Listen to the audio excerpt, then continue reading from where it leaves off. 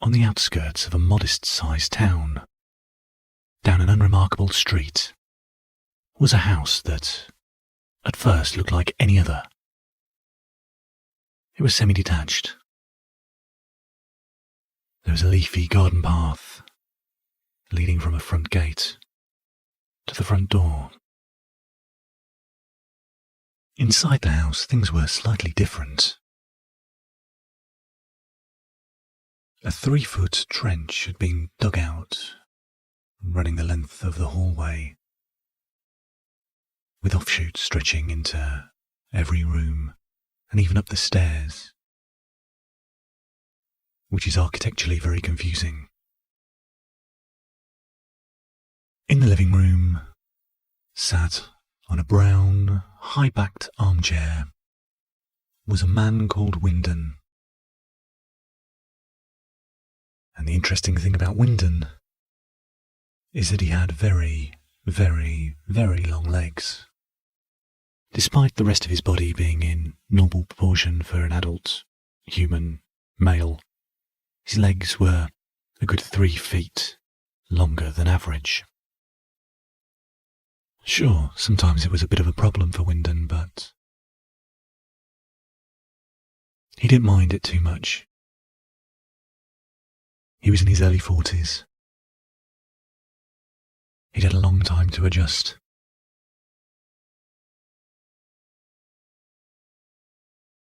Wyndon was sat in his armchair, leafing through a red, leather-bound notebook with a ballpoint pen in one hand. He stopped at a page containing his to-do list for that week. Earlier that day, Wyndon had received a phone call from his sister Susan. Susan had recently entered a relationship with a man called Ian. Wyndon had met him a couple of times. He seemed like an alright guy. So he was quite happy to learn from his sister that her and Ian were to be married. Ian and Susan had decided, what's the point in waiting? Let's just take the plunge. So they've found a suitable venue, got a minister to perform the ceremony, sorted out catering, and a DJ to provide music for the wedding reception. But they had decided to have the wedding in a week's time. Wyndon found it actually quite impressive for his sister and Ian to organise all that in such a short space of time. But the problem was, Wyndon needed to buy a new pair of trousers, which is a bit of an issue sometimes for him. Obviously, the usual places where you would buy trousers didn't quite cater for his specific needs, but he was on friendly terms with a local tailor, whose name was Keith Butcher. One of the main reasons why Wyndon quite liked Keith was because his name was Butcher. Wyndon had a lot of respect for anybody who, despite having a surname which implied a very specific job, decided to go down the route of a different job, which also had quite a popular surname associated with it. Once he did try to find a butcher called Taylor, but the nearest one was in Stroud, and that is too much of a distance to go for meat products, unless he needed a very specific order to justify the fuel cost and hassle of such a trip. Wyndon circled trousers in his notebook before closing it and attaching the pen to the cover.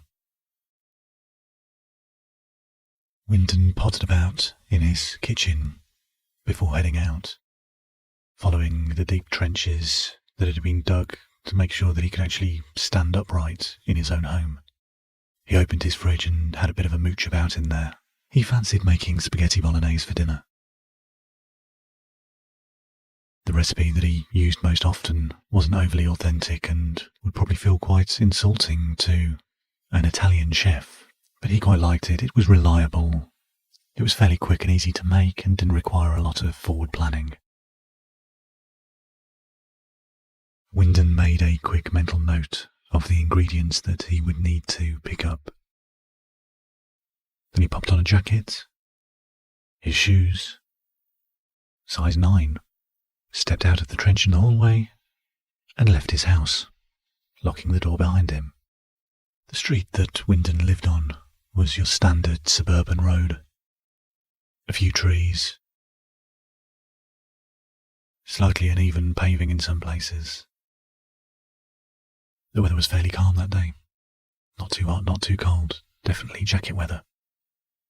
A cooling breeze lifted a few leaves off an oak tree that hung over the footpath as Wyndon strolled down towards the town. He looked up at the sky. A soft white blanket covering the majority of it, but in a few sections, blue was peeking out. Wyndon could just about make out where the sun was hiding behind the blanket of clouds, but he was satisfied. It was fine weather to be walking in. He didn't enjoy being too hot. Sometimes he felt like he was probably one of the only people who truly appreciated the British climate. But as long as it wasn't raining, or wasn't aggressively hot, Wyndon was satisfied.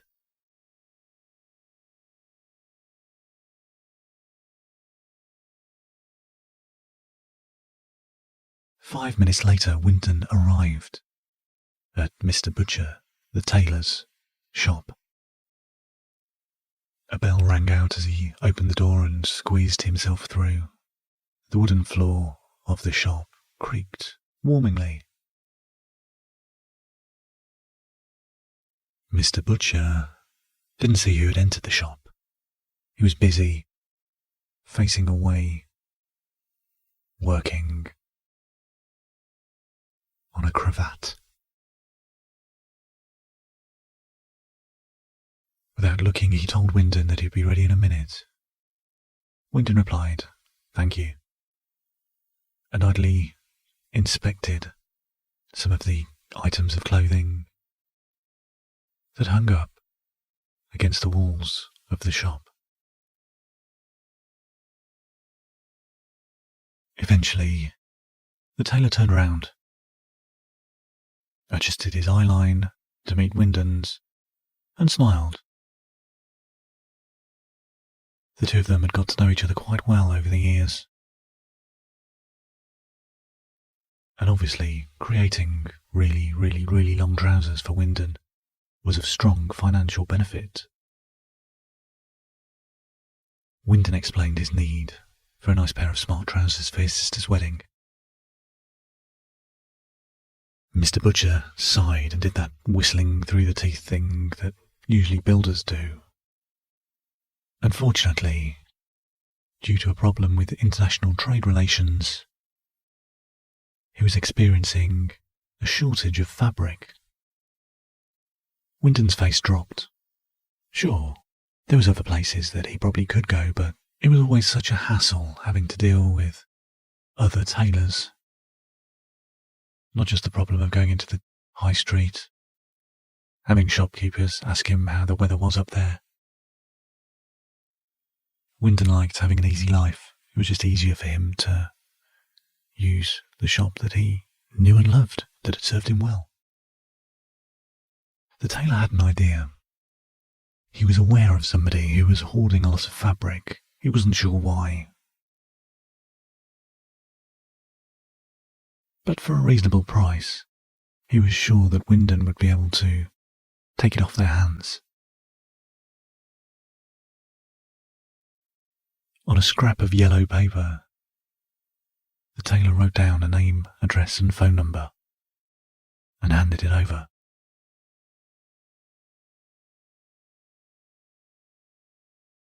"You fetch me what they have, and I will make your trousers for free." Wyndham didn't have anything else really to do that day, apart from popping into the supermarket. So he agreed. It would be a bit of an adventure.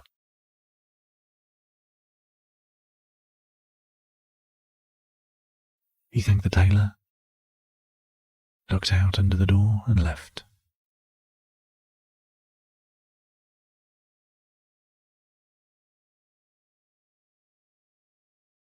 Once outside the tailor's, Wyndham decided he'd go to the supermarket. There was one just around the corner.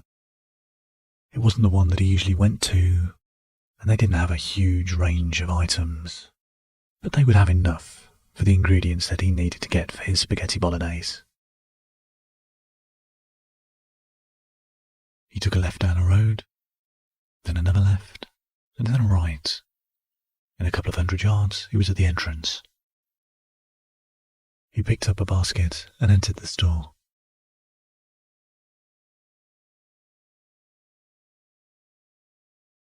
His first port of call was some onions. Usually he just used the frozen, pre-chopped ones, but he fancied a change. It had been a while since he'd used fresh onions for cooking. Maybe they would taste better. Maybe the same.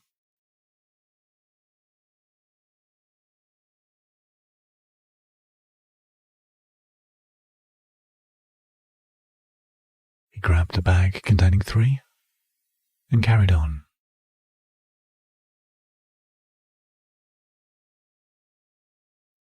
He did consider buying some fresh pasta, but they didn't have any spaghetti. Do they normally have spaghetti? It had been a while since he'd actually looked at the fresh pasta section in the fridges at supermarkets. Perhaps they would have had it in his normal supermarket. Anyway, he had pasta at home. Sure, it was the dried stuff in the cupboard, but it would be fine. It wasn't overly cheap. It was a mid-range brand, decent enough to allow some of the sauce to stick to it properly, which was a problem with some of the cheaper ones. Pasta was too smooth. He wasn't a fan. You may as well have been eating plastic, he mused to himself, and then was glad that nobody heard him muse to himself because it wasn't particularly funny. Then he wondered, can you muse to yourself if it's not amusing? Does the word just have the same root somewhere in Latin or Greek or German? He realised he'd been staring at the parmesan for a good few minutes, thinking about words and their origins, before he snapped out of it. Grabbed a pot of parmesan. He was almost at the till when he remembered that he should have picked up a pepper. He regretted not writing an actual list, but he was glad that he did remember before paying, as it's always a hassle. Exiting a shop, then realising there was something in there you should have got, and having to go back in with your bag.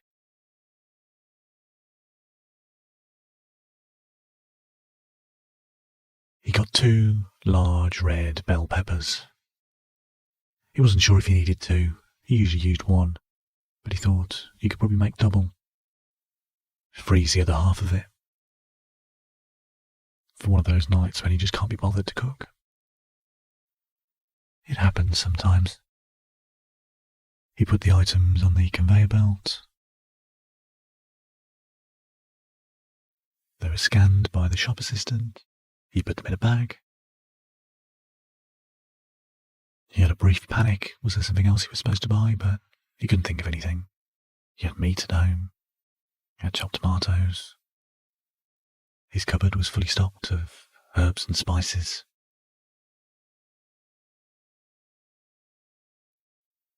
Oh, but what about garlic? His eyes briefly went wide. He turned to the shop assistant and said, "Oh no, I forgot the garlic." The shop assistant smiled. The store was fairly quiet, and he told Wyndham to go and grab it. So, luckily, due to Wyndham's very long legs, in about 4 strides he was back surrounded by the fruit and veg, located where the garlic was. Picked up a 3-pack. And then a few more steps, he was back at the till. The cashier scanned it. He placed it in his bag, and then he paid. Once outside the store, Winton did think, should I just go and get this fabric now? But he decided it would be easier to just nip home, put everything away, and then go back out again. So that's what he did. And a couple of minutes later, he was back in his kitchen, unloading the bag. Put the peppers in the fridge, the onions, and the garlic on the side, ready for preparation later that day.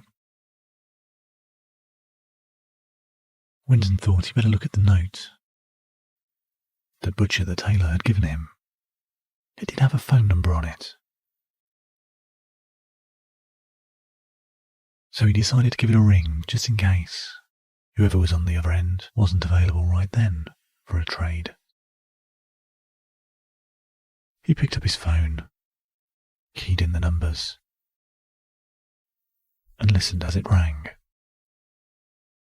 The soft, gentle voice of an elderly lady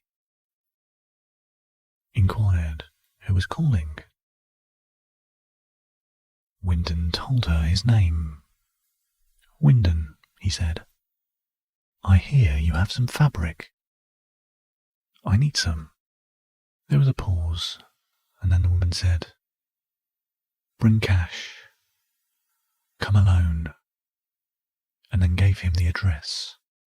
Wyndon said that he already had the address. The woman apologised, said that she should have probably checked first. Then Wyndon asked how much money. She apologised again. £20. This was excellent news for Wyndon. He already had £20 in his wallet. He wouldn't need to go to a cash point. He thanked her and told her he would be over very shortly, and hung up. He was confused on why the woman had all this fabric in a time of such fabric scarcity, and why she only wanted £20 for it. Usually the cost of fabric required for a good pair of trousers for him was at least £60. He hoped there wasn't anything wrong with it, or if it was black market, or stolen, or counterfeit. He wasn't sure if counterfeit fabric was really a thing, and even if it was, couldn't imagine it being too much of a problem. He trusted the tailor. A few minutes later, he was leaving his house again. He locked the door, walked towards his garden gate, and stepped onto the street. He had to think briefly. What was the best way to get to the location addressed on the piece of paper? There were a couple of options. He could go the scenic route through a park, the less scenic route along a main road. He could even climb over some garden fences if he wished. It was easy for him. But the last time he did that, he had been 15. The police hadn't been called, but his parents were told by some of the residents in the area, and they had very stern words with him. This is not the time to do that, he thought. He would save that specific skill set for an emergency. He chose to go the scenic route. He walked to the end of his road. When he got to the junction at the end, at the traffic lights, he pressed the button and waited for it to be safe for him to cross, which happened fairly quickly. It took him 2 steps to get from one side of the road to the other. He wondered if that was some kind of record, maybe a personal record. He wasn't sure about a world record. He had been approached by some men claiming to be from a world record recording company / brewery, but he wasn't interested. He didn't see why he should be celebrated just for having really, really long legs. Sure, it might be interesting for some people to read about it sometimes, but around the time when they had asked, he'd been quite busy, and they hadn't followed up. 400 yards down the road, he turned left into a park.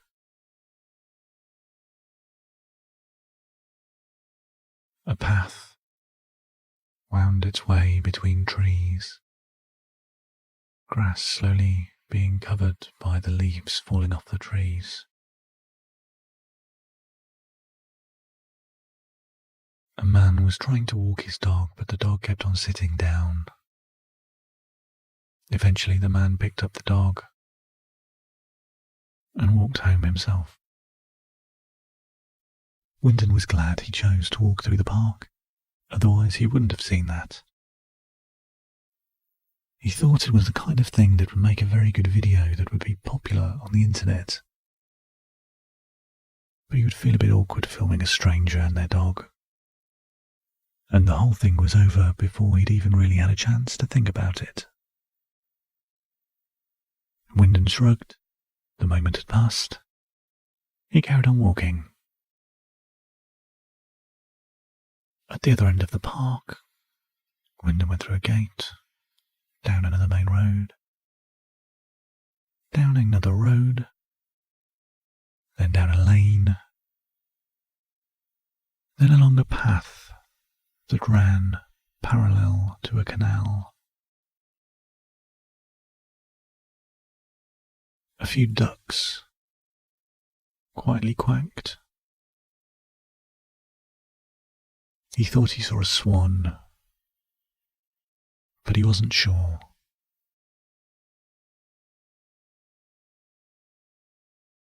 A few minutes later,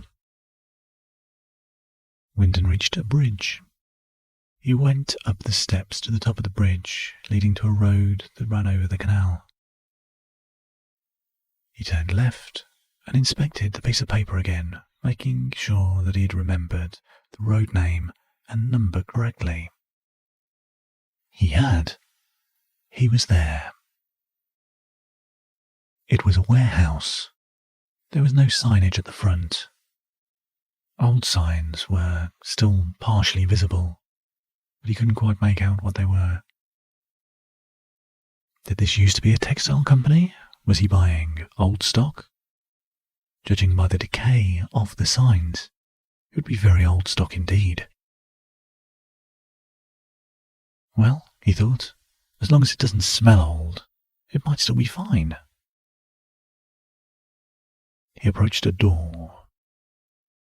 In the centre of the building, with the number 14 crudely spray-painted next to the door. He looked for a doorbell. There wasn't one, so he just knocked. Nothing happened. Well, he thought, the lady did sound quite old. I better knock again. So he did.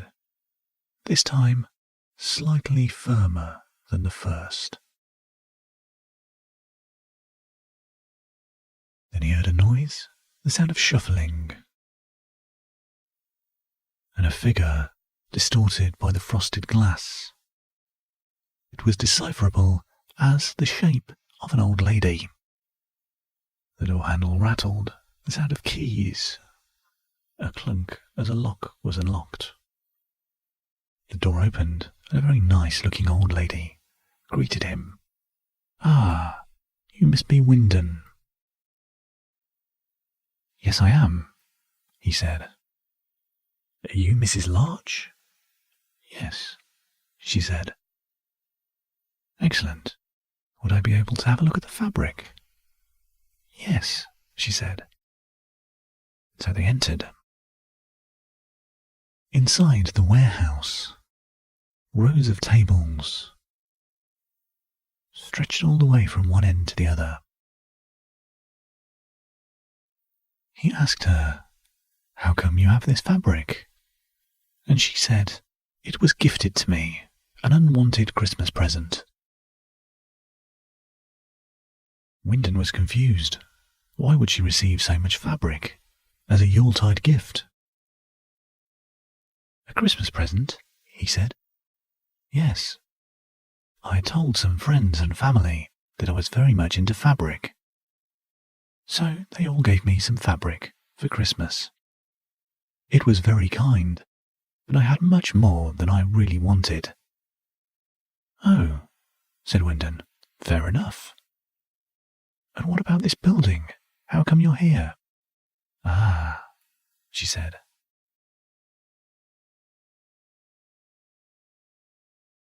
"For my birthday the year before, I had told my friends and family that I was really into warehouses. And what do you know? They all clubbed together and purchased this for me. I have no idea what I'm going to do with it."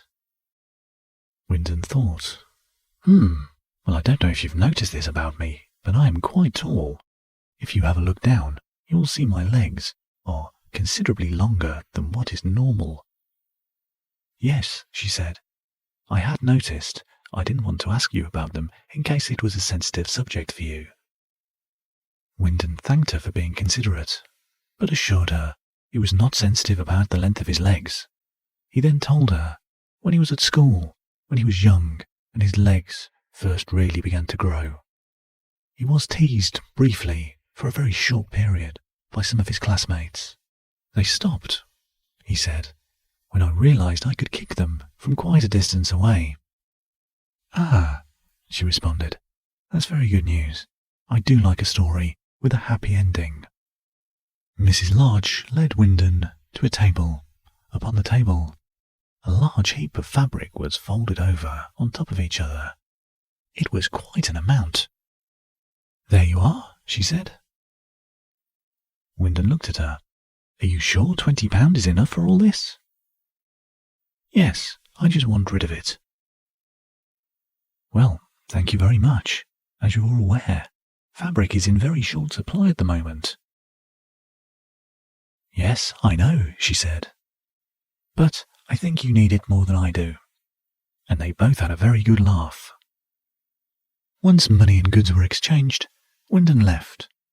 He chose the more direct route, along a busy main road, to get back to the tailor's shop. Once he arrived, once again the bell rang and the floor creaked. Mr. Butcher was too busy inspecting a case of pocket squares. After a moment he turned round and was delighted to see Wyndon carrying a very heavy and large amount of fabric. "Gosh," he said, "that is a lot." "Yes," said Wyndon. "So, if I give you this now, you will make the trousers for me?" "Yes," said the tailor. "That is excellent news."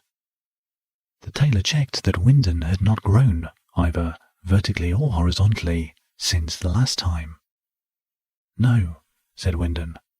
"I am exactly the same height and weight as the last time you made trousers for me." "Excellent," said the tailor. "I don't know where my stepladder is, so measuring you myself wouldn't be an option right at this moment, but seeing as I already have your measurements on file, I can just get straight on with making the trousers for you." "Thank you," said Wyndon. "When do you need the trousers by?" he asked. "My sister's wedding is in 7 days." "Ah," said the tailor. "I shall have the trousers ready for you in 2 days' time." "That is very good news," said Wyndon. "Yes," said the tailor. They shook hands, and Wyndon departed. A week and a day later, Wyndon was back at home. His sister's wedding had been and gone.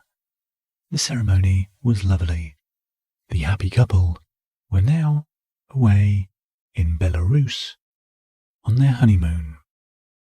Wyndon was still wearing the new trousers that the tailor had made for him. They were very comfortable. He wasn't entirely sure what the fabric was, but it was very soft, but quite rugged, somewhere in between a velvet and denim. He hadn't seen anything like it before in his life. But so happy with the trousers, he hadn't really taken them off since getting them. He was sat in his high-backed armchair yet again. Again he was flicking through his notebook, finding the page containing that week's to-do list. Once he got there, he stopped, scanned the page, retrieved the pen that had almost fallen down the side of the chair, removed the lid and placed it on the end of the pen. He didn't have any shopping to do that day, so that was good. There was only one other thing on the list. Go jet skiing. He circled it, smiled, and got up. But that is a tale far too interesting for telling here.